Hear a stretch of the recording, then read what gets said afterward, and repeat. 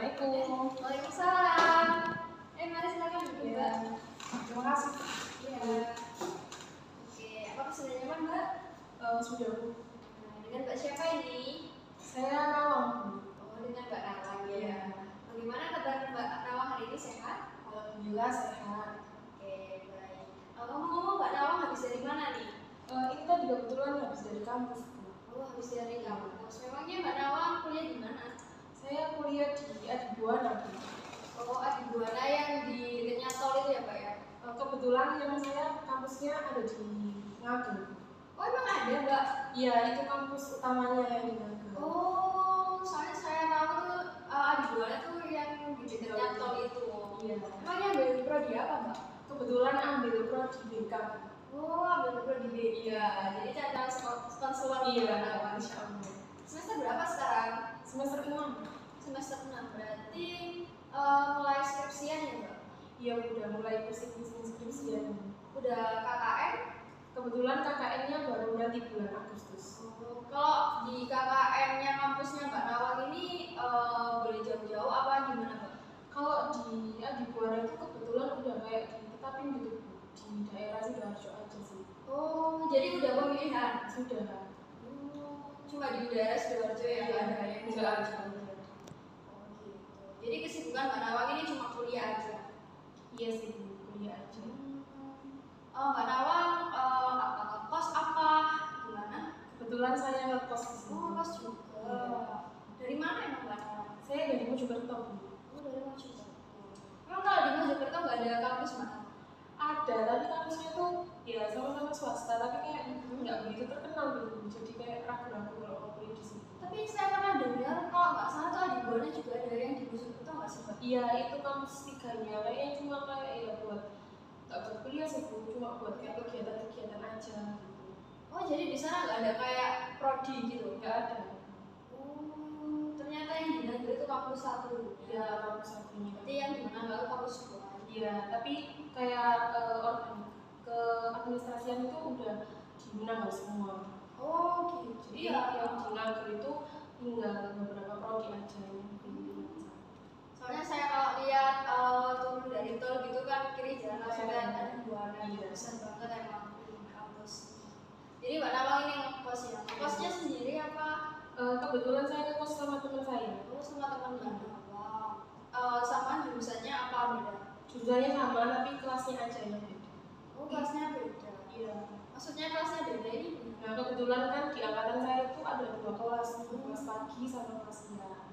Nah, teman saya itu kelas siangnya. Oh, Mbak Nawang kelas pagi, temannya kelas siang. Jadi kesibukannya Mbak Nawang cuma kuliah aja, apa enggak kuliah sambil bekerja apa gimana? Enggak sih, enggak bekerja. Enggak bekerja. Apakah ikut organisasi atau gimana? Kalau organisasi kebetulan juga ikut. Apa Mbak ikut apa? 5 BK. Oh, ikut gimana? Oke. Jadi Mbak Nawang ini kadang-kadang kalau mau pulang ke rumah gitu berapa bulan Mbak? Apa minggu? Enggak mesti ya, Bu. Kadang kalau 1 minggu itu cuma kuliah 1 hari, yaitu biasanya libur pulang. Jadi kayak kadang 1 minggu sekali, 2 minggu sekali. Berapa jam Mbak kira-kira? 1 jam 20 menit. 1 jam 20. Ya itu kalau nggak macet. Oh, Jakartanya mana Mbak? Pelosok Bu, daerah lagi, arah mau ke Lamongan itu. Oh, berarti Pucuk. Iya nggak sih? Tikung itu. Kalau Pucuk itu kan daerah Lamongan Bu, yang mau ke Tuban. Berarti masih Batu itu jembatan Pacet itu Mbak? Oh, jauh Bu, itu kalau jauh. macet kan Mojokerto Selatan ini. Kalau saya kan Mojokerto yang utara, jadi perbatasan sama Lamongan.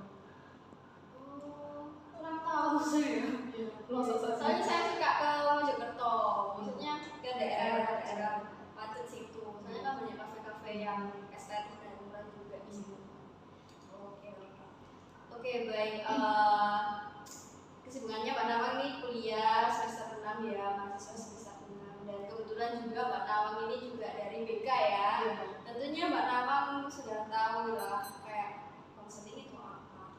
Oke, baik. Ngomong-ngomong dengan kedatangannya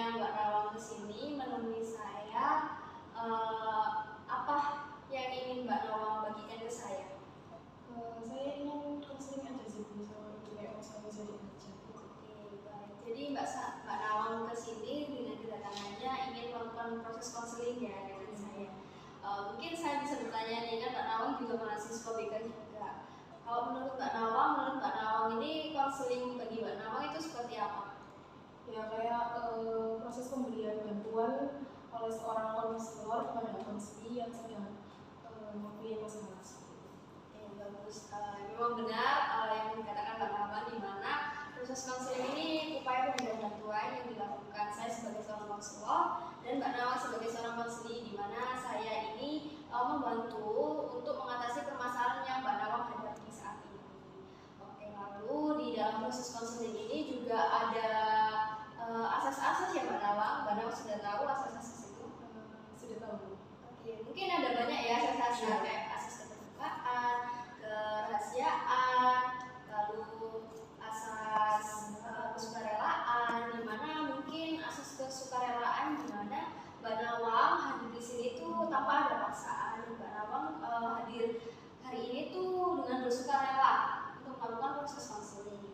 Sedangkan asas keterbukaan, di mana saya harap Mbak Nawang ini bisa terbuka untuk menceritakan permasalahan yang Mbak Nawang hadapi saat ini, supaya jalannya proses konseling kita ini lancar seperti itu. Dan ada juga asas kerahasiaan, di mana Mbak Nawang tidak perlu khawatir atas permasalahan yang Mbak Nawang hadapi, karena di sini saya akan merahasiakan permasalahan yang Mbak Nawang hadapi saat ini. Seperti itu. Apakah Mbak Nawang bisa dipahami? Bisa.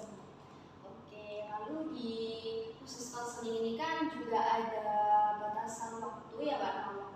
Mungkin kita batasi 20 sampai 30 menitan, dikarenakan di sini tuh saya ada keperluan dan janji untuk bertemu dengan seseorang seperti itu. Apakah Mbak Nawang bisa terima? Bisa. Oke. Terima kasih Mbak Nawang sudah menyepakati durasi yang kita tetapkan, dan saya harap Mbak Nawang bisa terbuka ya. Oke, baik. Oke, di sini saya ingin bertanya kepada Mbak Nawang, hal apa yang membuat Mbak Nawang ini datang ke sini menemui saya? Hal apa yang membuat hati Mbak Nawang ini merasa cemas seperti itu? Jadi gini Bu ya, kan kebetulan saya ini kan sudah tidak punya ayah. Nah, kebetulan juga ibu saya tuh kayak ingin menikah lagi gitu Bu. Tapi saya ini kayak ya nggak suka aja, karena saya kan juga udah besar gitu. Kayak menurut saya mama saya juga kayak udah nggak butuh kan pendamping hidup juga, kan toh saya juga udah besar gitu. Terus ya menurut saya juga bisa menjaga mama saya gitu, dan saya juga kayak ya nggak terima aja gitu kalau almarhum kayak saya itu tergantikan sama orang lain gitu. Oke, jadi gimana permasalahan Mbak Nawang ini, ibu Mbak Nawang ini ingin menikah lagi gitu ya Mbak Nawang? Karena menurut Mbak Nawang ini orang tua Mbak Nawang, ibu Mbak Nawang ini juga sudah berumur dan anaknya juga sudah besar semua. Oke, dari hal yang Mbak Nawang ceritakan ini tuh apa yang Mbak Nawang inginkan atas permasalahan Mbak Nawang ini? Ya yang saya inginkan itu kayak saya tuh bisa memberitahu ke orang tua saya kalau tidak perlu menikah lagi seperti itu.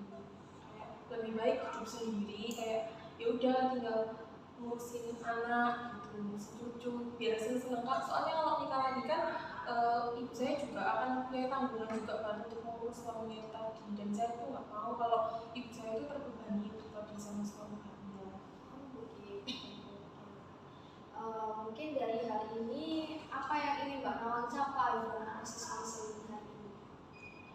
Ya, yang ingin saya capai, saya ingin bisa meyakinkan orang tua saya juga jangan lagi. Jadi yang ingin Mbak Nawang inginkan dari diri Mbak Nawang ini, Mbak Nawang ini ingin meyakinkan dan menyadarkan kepada orang tua Mbak Nawang bahwa tidak usah untuk menikah lagi, karena dimana dengan menikah lagi mungkin Ibu Mbak Nawang ini bisa menambah beban seperti itu ya. Oke. Lalu di sini saya akan bertanya, lalu bagaimana Mbak Nawang ini memandang diri Mbak Nawang? Contohnya seperti apa ya? Ya misalnya kamu memandang diri kamu itu kayak misalnya dengan hal orang tua kamu menikah seperti itu, apakah kamu kayak kurang kasih sayang atau bagaimana kayak gitu Mbak Nawang? Iya, takutnya kalau ibu saya menikah lagi, kayak kasih sayang orang tua saya tuh kayak terbagi gitu. Yang tadinya fokus ngurus saya, terus saya juga sama saya, itu takutnya nanti terbagi sama ayah baru saya. Oke, jadi Mbak Nawang di sini takut ya jika kasih sayang Mbak Nawang ini akan terbagi lagi dengan orang tua yang baru seperti itu.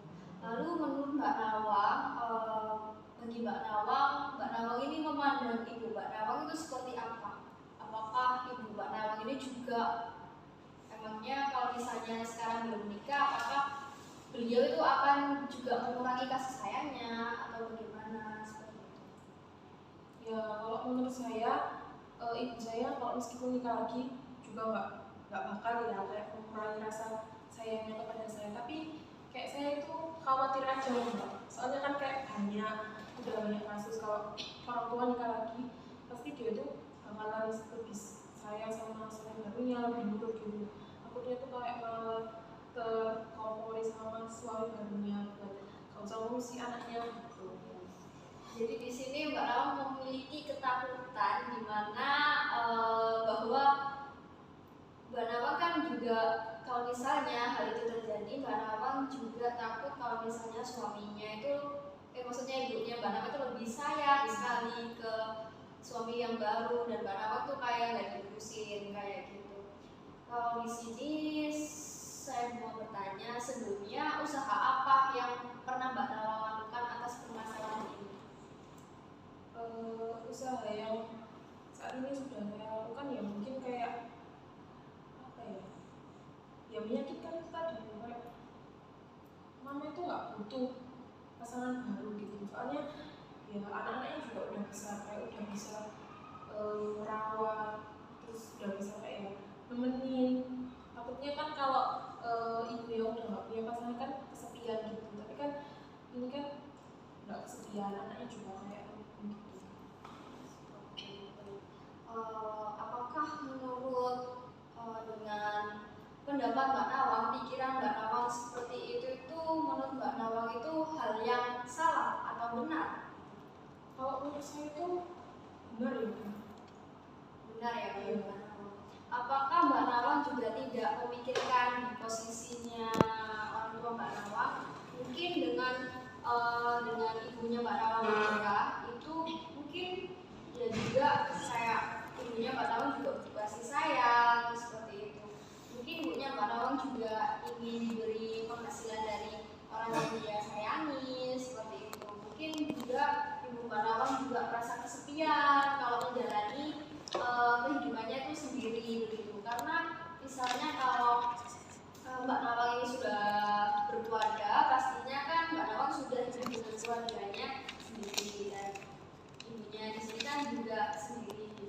Maka menurut Mbak Nawang itu hal itu sudah benar kayak yang atas yang Mbak Nawang pikirkan seperti itu. Kalau saya sih ya benar ya, soalnya ya kalau misalnya dapat penghasilan dari misalnya suami barunya, nah penghasilan kan juga bisa dikasih sama saya atau sama kakak saya, terus juga dia juga kan punya penghasilan sendiri. Jadi menurut saya kayak kalau penghasilan seperti itu menurut saya ya kayak nggak begitu penting juga. Terus kalau masalah kesepian ya mungkin kalau nanti saya sudah berumah tangga mungkin ibu saya sendiri, tapi kayak ya bisa kan ibu itu ikut saya gitu, tinggal sama saya gitu. Oke, jadi gimana masih menurut Mbak Nawang hal ini tuh menurut Mbak Nawang itu benar ya Mbak Nawang atas perilaku yang Mbak Nawang berikan kepada orang tua Mbak Nawang. Lalu di sini saya ingin bertanya, apakah Mbak Nawang ini memiliki rencana untuk kedepannya atas permasalahan ini? Ya ada sih, itu tadi kalau misalnya alasannya orang tua saya kepingin menikah lagi itu karena kesepian kesepian atau gimana ya. Mungkin nanti kalau saya lulus, saya kerja, saya akan menjadi ibu saya gitu. Walaupun saya pergi kerja, jadi tinggalnya sama saya dan insya Allah tak bakal kesepian. Oke, cukup bagus ya rencana Mbak Nawang. Bahwa di sini rencana Mbak Nawang ini ingin juga memuliakan ibu Mbak Nawang karena juga orang tua Mbak Nawang ini kan cuma satu gitu ya, satu-satunya seperti itu. Mungkin di sini jadi saya simpulkan di mana bahwa keinginan Mbak Nawang ini tuh Mbak Nawang ini tidak ingin kalau misalnya orang tua Mbak Nawang itu ingin menikah lagi gitu ya, karena menurut Mbak Nawang kalau misalnya ibunya menikah, kasih sayang Mbak Nawang itu akan terbagi dengan suami barunya seperti itu. Mungkin di sini mungkin tadi kan Mbak Nawang memiliki usaha ya, dimana Mbak Nawang ini akan meyakinkan orang tua Mbak Nawang dimana bahwa Mbak Nawang itu bisa gitu kayak menemani ibunya itu sampai akhir hayat seperti itu. Oke, mungkin itu saja yang dapat Ibu sampaikan dalam proses konseling hari ini. Oke, baik. Di sini apakah ada yang ingin Mbak Nawang tanyakan kepada saya? Iya sih Bu, sebenarnya saya ingin bertanya kayak gimana ya Bu, kayak agar caranya saya itu bisa kayak meyakinkan ke orang tua saya bahwa ya orang tua saya itu kayak gak perlu nikah lagi gitu. Takutnya kan kalau saya kayak kasih tahu yang saya tuh merasa kayak saran saya ke orang tua saya tuh kasar gitu Bu. Nah, gimana caranya agar saya tuh bisa lebih halus lagi untuk memberitahu meyakinkan ke orang tua saya? Mungkin di sini Mbak Nawang bisa kayak melakukan misalnya nih kayak eko-eko, misalnya kayak ibunya Mbak Nawang ini sedang tidur, Mbak Nawang bisa memijitnya kayak bilang gitu apa yang Mbak Nawang inginkan dengan menjelaskan bahwa Mbak Nawang ini ya mungkin contohnya kayak Bu bisa nggak kalau ibu itu nggak usah nikah lagi gitu, orang apa sih yang harus ibu kejar di dunia ini, padahal ibu udah punya anak juga, kuliah, udah tinggal nunggu aku aja sukses kayak gitu. Kayak mungkin Mbak Nawang bisa kayak memberikan kayak apa nih kesadaran sedikit gitu kepada orang tua Mbak Nawang. Namun tidak harus kayak gak usah nikah lagi Bu, apa sih kayak nikah lagi nggak kayak gitu. Mungkin Mbak Nawang itu bisa menjelaskan dengan baik kayak gitu. Jadi mungkin tapi ya semuanya itu juga kembali ke pilihannya Ibu Mbak Nawang. Jadi di sini Mbak Nawang juga tidak boleh egois kayak gitu ya. Mbak Nawang ini tidak boleh egois. Apa yang diinginkan orang tua Mbak Nawang mungkin itu juga yang terbaik buat ibunya Mbak Nawang seperti itu. Mungkin di sini dengan adanya keluarga baru seperti ibunya Mbak Nawang nikah lagi itu mungkin jadi tadi mungkin ibunya Mbak Nawang ini kayak merasa kesepian seperti itu, kayak mungkin butuh teman hidup gitu Mbak Nawang seperti itu. Jadi kayak cara-caranya kayak ya maksudnya kayak ngerayu dengan jalan Iya. Ya mungkin bisa saya coba ya. Dan mungkin ya memang saat ini saya tuh kayak belum ikhlas kalau orang tua saya menikah lagi. Tapi mungkin suatu saat kalau misalnya ya emang saya tahu memang orang tua saya butuh teman lagi ya mungkin insya Allah saya akan ikhlas. Iya, saya tahu perasaan Mbak Nawang. Emang nggak enak gitu ya, maksudnya menggantikan posisi seseorang gitu kayak gimana ya, kayak kita mempunyai keluarga yang nggak kita kenal sama sekali lalu tiba-tiba muncul di dalam keluarga baru kita tuh emang nggak enak kayak gitu, apalagi kayak orang asing masuk ke keluarga gitu kayak rasanya kayak gimana gitu ya. Mungkin di sini Pak Nawang harus ikhlas ya atas apa ini namanya kayak atas pilihan orang tua Pak Nawang, mau orang tua Mbak Nawang itu nikah atau tidak, itu Mbak Nawang harus bisa ikhlas gitu atas pilihan orang tua Mbak Nawang seperti itu. Oke, baik. Apakah ada yang ingin Mbak Nawang tanyakan lagi? Mungkin itu saja ya. Oke, mungkin itu saja. Mungkin di sini udah 20-30 menit ya atas proses konseling hari ini. Apakah proses konseling hari ini dapat saya akhiri Mbak Nawang karena saya habis ini ada janji nih. Bisa tuh. Oke, baik. Terima kasih ya Mbak Nawang sudah mau bercerita tentang permasalahan Mbak Nawang. Saya harap Mbak Nawang ini bisa menyelesaikan permasalahan Mbak Nawang ini dengan baik seperti itu dan semoga masalahnya juga cepat selesai Mbak Nawang. Saya juga terima kasih ya Bu karena Ibu sudah menyempatkan waktu buat saya untuk mendengarkan cerita saya. Iya, sama-sama. Mungkin kalau Mbak Nawang